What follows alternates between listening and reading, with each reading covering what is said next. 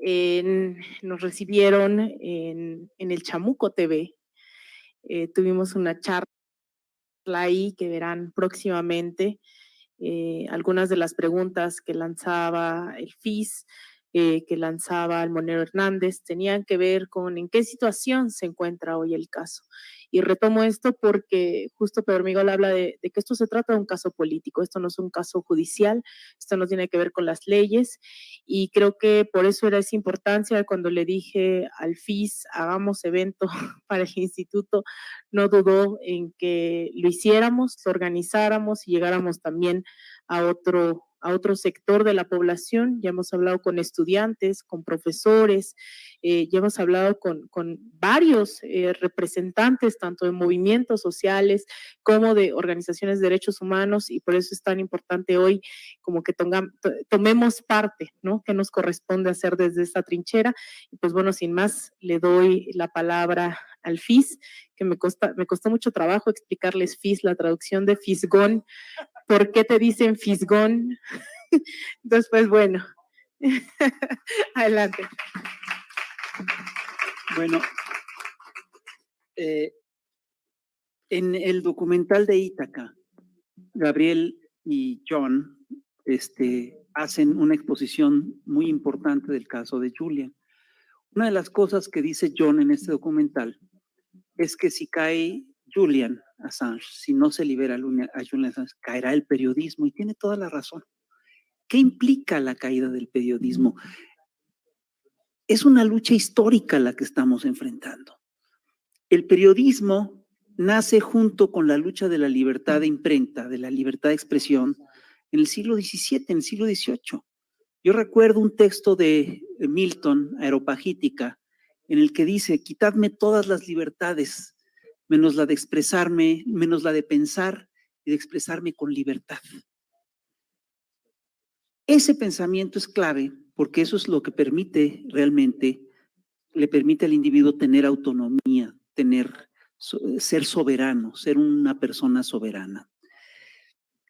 Y en los siglos siguientes, en las décadas siguientes, vimos cómo la prensa se fue consolidando como una institución que era el vocero de la libertad de expresión, que le daba voz a la gente que se quería expresar con libertad.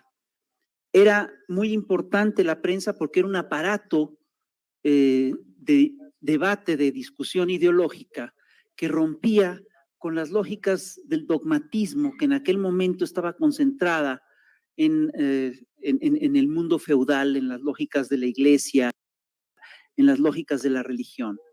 Y la imprenta fue efectivamente la herramienta que rompió con el dogma dominante, que controlaba el pensamiento y hacía un pensamiento uniforme.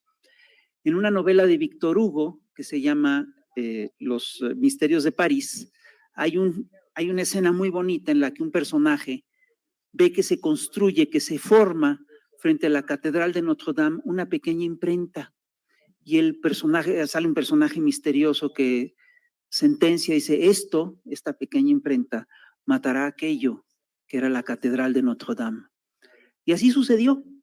La imprenta fue poco a poco ganando terreno y se convirtió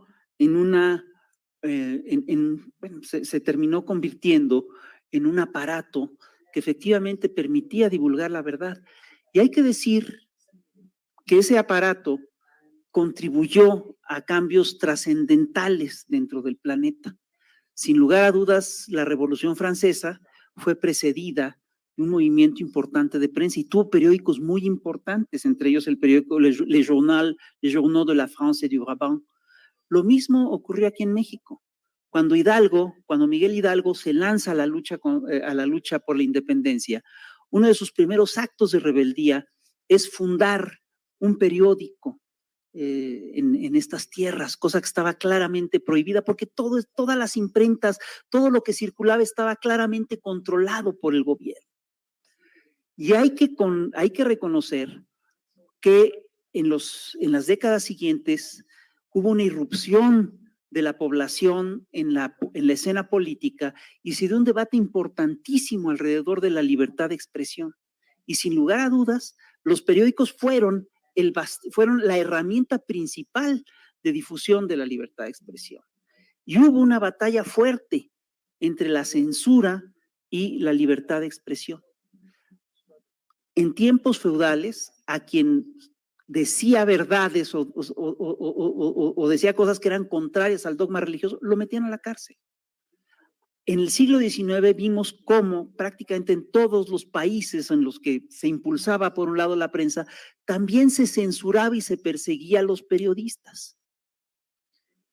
Y este proceso en México cobró formas muy peculiares. Aquí en México, sin lugar a dudas, la prensa fue la gran herramienta de combate de los liberales contra los conservadores.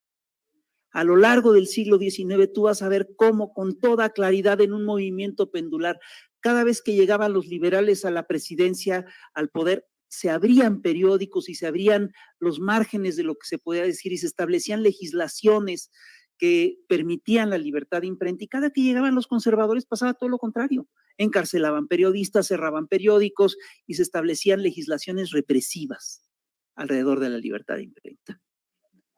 La prensa llegó a ser un actor poderosísimo a mediados del siglo XIX en México en la escena política nacional. Contribuyó a derrocar presidentes. Es el caso del periódico El Hijo del Aguizote, el Aguizote, que impulsó el derrocamiento de Sebastián Lerdo de Tejada y la llegada de Porfirio Díaz a la presidencia.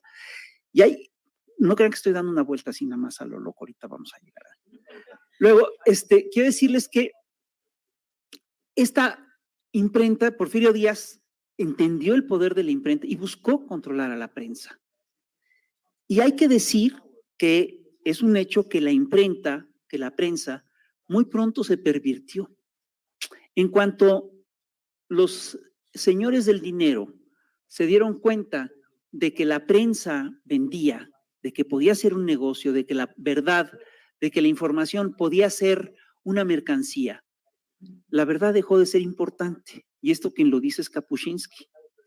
Y entonces, lo que empezó a ocurrir es que se empezaron a establecer aparatos de prensa que se permitían decir mentiras abiertamente. Esto ocurrió, por ejemplo, con los aparatos de prensa en Estados Unidos, donde un señor de nombre William Randolph Hearst incluso impulsó a través de mentiras una guerra internacional, la guerra hispanoamericana.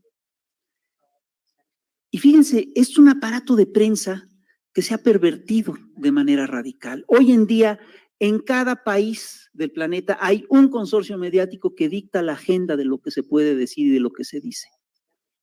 Son consorcios mediáticos poderosísimos. Y hagan la lista. Son unos cuantos medios los que controlan la agenda del planeta.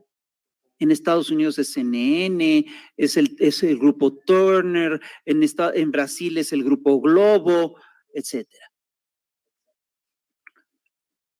Sin embargo, aún con esta perversión, nos encontramos con que todavía en el mundo hay periodistas que buscan la verdad, que no ven a la información como una mercancía, que ven a la verdad como una causa y que luchan por esta causa. Sin lugar a dudas, el periodista de referencia de esta causa es Julian Assange. Julian Assange luchó, lo sabemos, contra la guerra de los 100 días, contra la guerra del Golfo, y después cuando se presenta lo de la guerra de Afganistán, consigue un montón de información y revela cientos de miles de cables con información delicada. Y es información que afecta a absolutamente todo el planeta. Aquí sabemos esto en México por el trabajo de La Jornada, por el trabajo de Blanche Petrich y por el trabajo, por supuesto, de Pedro Miguel. Ellos hurgaron en todos estos cables y revelaron toda una serie de cosas que son verdaderamente escandalosas. Gracias a Wikileaks, en México sabemos que Genaro García Luna llamó por teléfono a Michel Chertoff y le ofreció toda la información de seguridad nacional que quisiera. Michel Chertoff tenía como en ese momento el cargo de secretario de Seguridad de Estados Unidos. ¿Se dan cuenta de lo que esto implica? Esto es un delito que está tipificado en la Constitución, esto es traición a la patria. Y quien lo reveló fue Julian Assange.